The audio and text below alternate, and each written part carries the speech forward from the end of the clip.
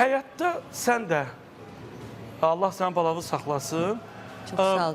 özün özündə imtihan verəndə, özün-özündə, o da yatandan qabaq yerivə girirsən, yuxu tutmur adamın beyninə bəzi fikirlər gəlir filan. Sən yaxşı anasan, evladın üçün.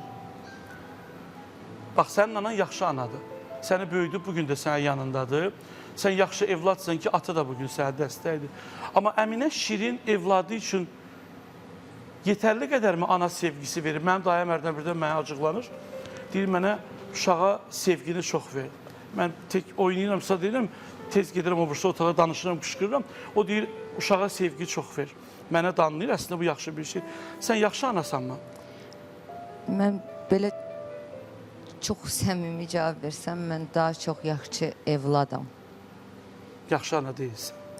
Yox, demirəm, yaxşı ana deyiləm. Uşaqva anın daha çox səndən baxıb, sən konsertlərdə, qastrollarda... Bir şey deyim, Tolik, normalda, misal üçün bu sənət elə bir şeydir ki, bu sənətdə biz, aparıcılar olsun və yaxud səhnə adamı da belə deyil, əksəriyyəti, hamıya şamil eləmirəm, hələ də ki, xanım, azadlığı sevən adamlardılar. Təkliyi, azadlığı, asılılığı olmamalı. Amma mən 38 yaşım olmağına baxmayaraq, mən anamla, atamla və qızımla yaşayıram.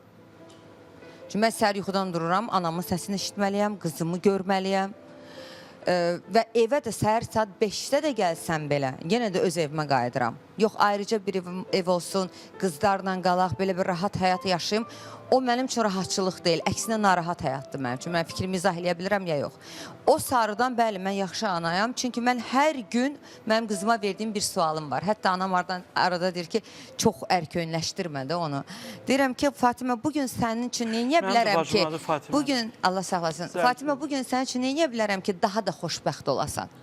Ümumiyyətlə, mən düşünürəm ki, bu tək ananın evlada veriləsi sual deyil də. Yəni, bütün insanlar bu ideologiyanı yaşasalar ki, mən bugün dünyanın daha gözəl olması üçün neyə bilərəm? Səni xoşbəxt etmək üçün bu gün neyə bilərəm? Belə olsa, mən düşünürəm ki, agresiya minimuma enər, yəni. Ona görə, amma yenə də çox dərinə gedəndə mən daha çox yaxşı evladam.